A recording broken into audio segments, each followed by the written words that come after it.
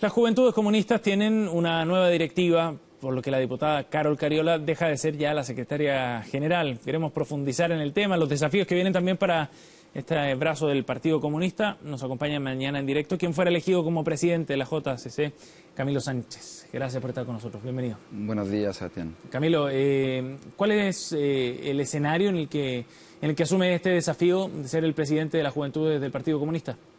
En primer lugar, nosotros tuvimos un congreso exitoso. Tuvimos una discusión que involucró a toda nuestra militancia joven, la militancia joven del Partido Comunista. A propósito de eso, luego en la USACH tuvimos este fin de semana más de 400 delegados que discutieron nuestra política y llegaron a una síntesis bastante importante. Yo diría que los desafíos están puestos en un plazo no inmediato, en un largo plazo. Estamos hablando de que nosotros realizamos nuestros congresos cada 4 años, por tanto debemos darnos ese tiempo para discutir, para proyectar nuestra política de mayor alcance. Pero llegan con ciertos lineamientos u objetivos, claro. Claro, nuestro objetivo en primer lugar es obviamente aportar al proceso de reforma y transformación en Chile. Y en eso creemos que la juventud en particularmente, el modelo neoliberal y en concreto la injusticia que este trae, afectan de manera mayor a este segmento, a la juventud, en particular a los jóvenes pobres del país. Y por tanto hemos tomado la definición de incrementar, de acelerar nuestro trabajo en estos espacios, con tal de provocar también reformas transformadoras en un próximo gobierno, en el gobierno que esperamos conduzca nuevamente a la nueva mayoría, con la intención de democratizar elementos que hoy día son de urgencia.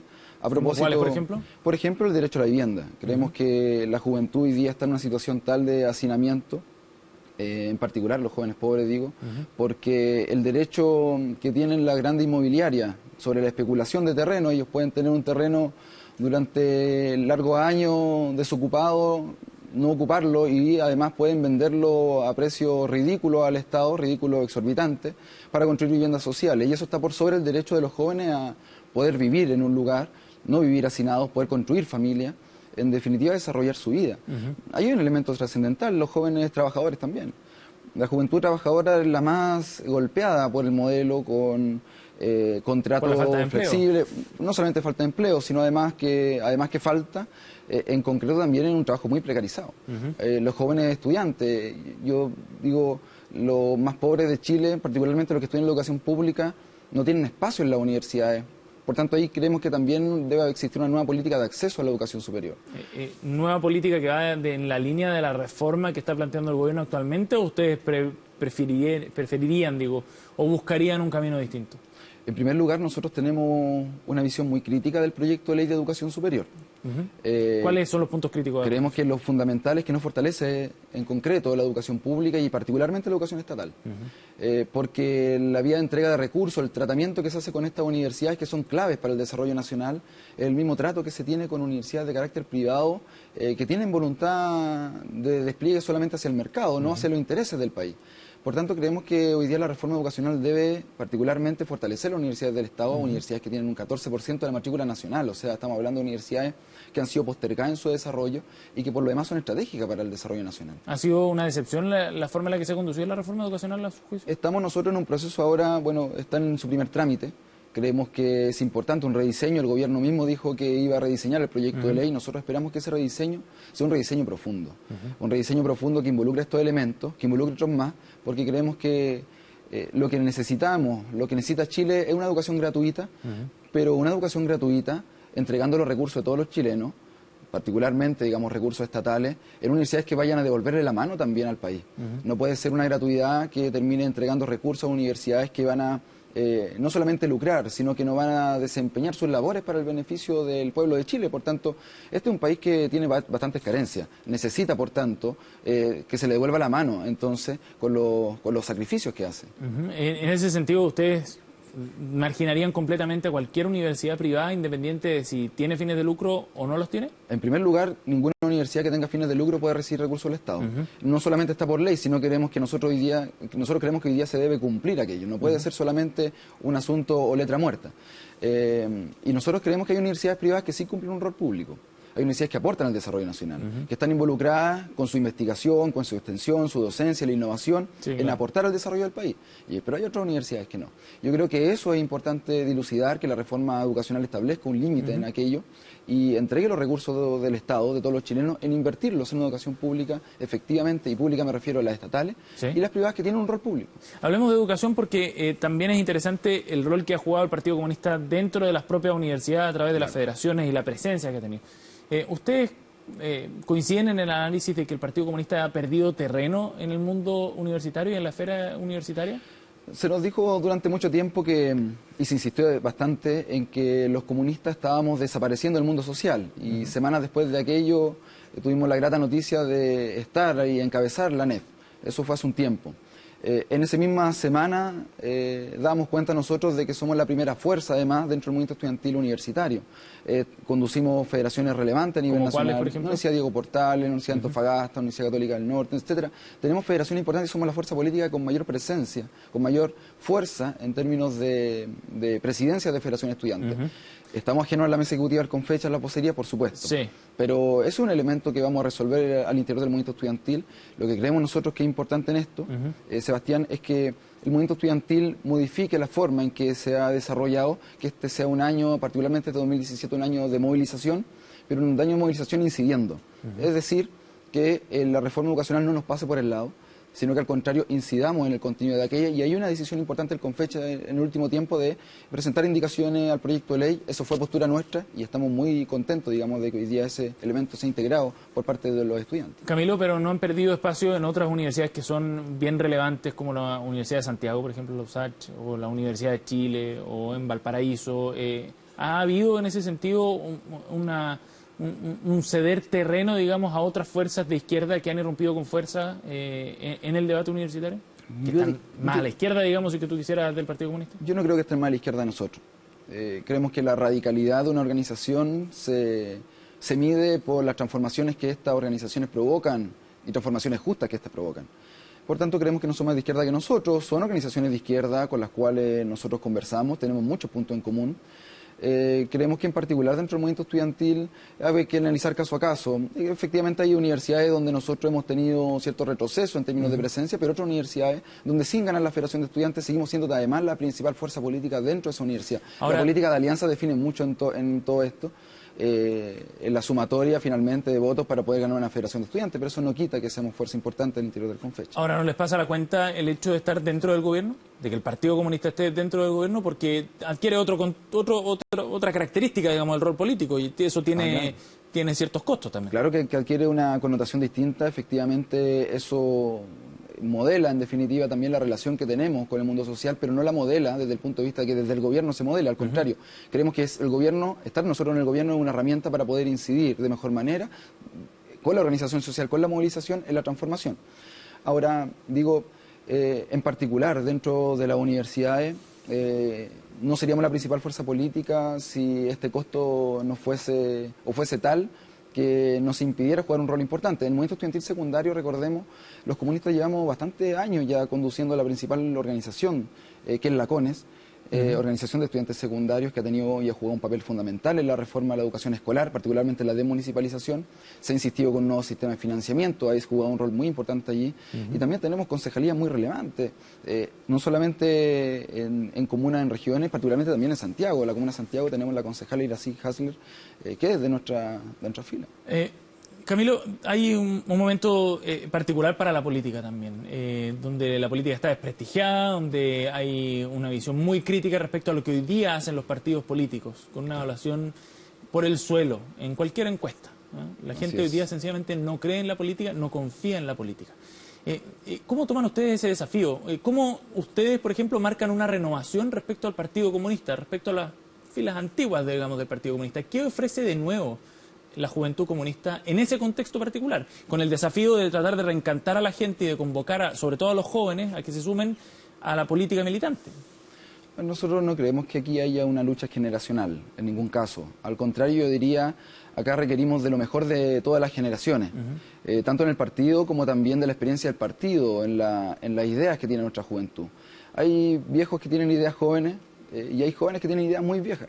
Y eso no ocurre en nuestro partido. Tenemos compañeros de alta edad que tienen ideas muy jóvenes, muy innovadoras y particularmente muy atingentes a lo que necesitamos hoy día. Innovadoras incluso dentro del contexto del Partido Comunista, que es un partido muy tradicional, muy vertical, de mucha jerarquía. Nuestro partido es un partido muy original, por lo demás, en este país. Es un partido que se crea, se forma desde la salitrera con el movimiento obrero muy original también en este país, y se desenvuelve durante toda la vida nacional de manera muy original, y yo diría que eso es un factor también de carácter de Pero ¿cuánta originalidad compañero tiene un partido que tiene 100 años, más de 100 años, y que poco ha cambiado, digamos, desde esa época hasta ahora en términos de doctrina?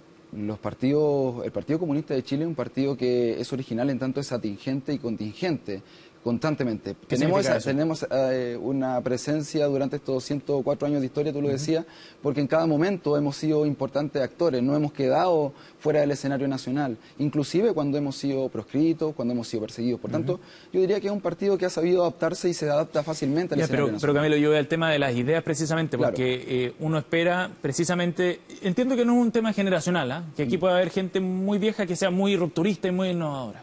Vieja me refiero en edad. Pero también uno espera de la juventud de los partidos precisamente que sean el refresco, la innovación, el aire nuevo que necesita probablemente la política para poder reencantar a la gente. Cuando la gente no confía hoy día, uno pone las fichas en los jóvenes. Yo creo que aquí hay un elemento importante a reflexionar. Creemos que la desafección política está jugando un rol en toda esta situación del país. Y el rol que juega, la verdad, es que es de impugnación de la política como forma de transformación de las cosas. Eso es muy peligroso. Porque finalmente lo único que ocurre cuando la política es impugnada es que las cosas se mantienen, el modelo se reproduce, no hay transformaciones, las injusticias se perpetúan. Nosotros creemos que hay que reivindicar la política. Nuestro partido... ¿Cómo lo hacen ustedes? En particular, nosotros lo hacemos en la organización social, lo hacemos dentro de la institucionalidad política con nuestra idea. Tenemos una posición de transformación de este país a través de las reformas, creemos que esas van a ser muy importantes, particularmente lo que significa generar una situación de mayor justicia, de mayor entendimiento también de los ciudadanos, no solamente con la política, sino también con las instituciones que lo rodean. Pero Camilo, vamos a definiciones concretas, por ejemplo, para ver qué es lo que significa esta renovación en ese sentido, la renovación generacional. Porque yo entiendo que ustedes no pueden romper con ciertos principios fundamentales, porque si no dejarían de ser comunistas probablemente, ¿no? Claro. Respecto al partido en sí mismo. Pero las juventudes podrían plantear otras definiciones nuevas respecto, o una mirada distinta, por ejemplo, respecto a lo que significa Cuba, por ejemplo, o lo que significa la relación tan polémica y que cada cierto tiempo traen a colación los críticos del Partido Comunista sobre Corea del Norte. ¿Cómo te vinculas tú con esos temas? A ver, la verdad es que nosotros tuvimos una delegación internacional muy relevante en nuestro Congreso, más de 14 delegados internacionales de cerca de 11 países, entre esos también Cuba. Yo conversé mucho con ellos porque se nos cuenta mucho aquí en el país de lo que ocurre allá. Yo espero ir pronto también para poder traerme una reflexión un poco más in situ de lo que significa y lo que ocurre en ese país, pero en concreto uno da cuenta, y esto... lamentablemente ocurre luego de la muerte de Fidel, pero la multitudinariedad, digamos, de actores que salieron a las calles a homenajear al líder, digamos, de una revolución que se sigue construyendo, que no ha terminado, al contrario, innova, crea, se desenvuelve además al lado del más cruel de los imperios, o sea, al lado de Estados Unidos. ¿Pero fue un dictador, Fidel Castro? Yo creo que si fuera un dictador no hubiese ocurrido lo que ocurrió en Cuba. Yo creo que hay un régimen democrático que tiene... Democrático, que es una democracia distinta. En particular esa democracia. Mucho más participativa. Pero que tiene un partido único, que tiene limitaciones a la libertad de expresión, que tiene limitaciones del acceso a la información bien relevantes. Pues. Yo no sé si tú has ido, digamos, a Cuba ahora durante el último tiempo y han limitado a los medios de comunicación, o particularmente hay censura. Pero ¿cuántos medios hay allá en Cuba, más allá de Granma, el diario oficial de Camilo? Decir entonces eso es decir que la ciudadanía, cuando sale a las calles multitudinariamente a manifestar su respaldo, su compromiso, la renovación de su compromiso con la revolución cubana, en definitiva están siendo adoctrinados, son mentes que digamos que no son críticas. Los cubanos son quizá los sujetos más críticos, más pensantes, han tenido que reflexionar mucho a propósito de las situaciones difíciles que le ha tocado. Carencias existen en Cuba. Yo espero ir allá a ver, digamos, la situación en concreto, pero carencias existen. Pero también existe un compromiso férreo respecto a que se le han tenido que poner el hombro e innovar frente a situaciones muy difíciles. Ese país era un país muy atrasado. y hoy día tiene educación gratuita, tiene salud gratuita, uno puede dar cuenta de cómo aportan incluso a este país. Los médicos cubanos han hecho una labor fenomenal. Cuando ocurre aquí en Chile situaciones de crisis, si un país está en esa situación que tú me dices, sería incapaz de aportar al desarrollo de otras naciones. Y Cuba ha aportado bastante. Pero son compatibles ambas cosas, quizás, porque probablemente hay un reconocimiento efectivo a ese aporte al desarrollo y avances sociales en materia de la medicina, por ejemplo, o en educación, donde los estándares son bastante más altos de otros países. Pero eso es compatible con que efectivamente Fidel Castro fue un dictador, ¿o no? A ver, dentro de lo que nosotros... Estuvo más de 50 años en el poder. Pero ¿eso define a un dictador? ¿Estar tanto tiempo en el poder? Por lo demás, el poder depende únicamente de él. Yo creo que cuando analizamos más la institucionalidad política que tiene Cuba, podemos entenderla mejor. Existe un espacio abierto de asambleístas que son electos popularmente luego de reflexiones, de discusiones.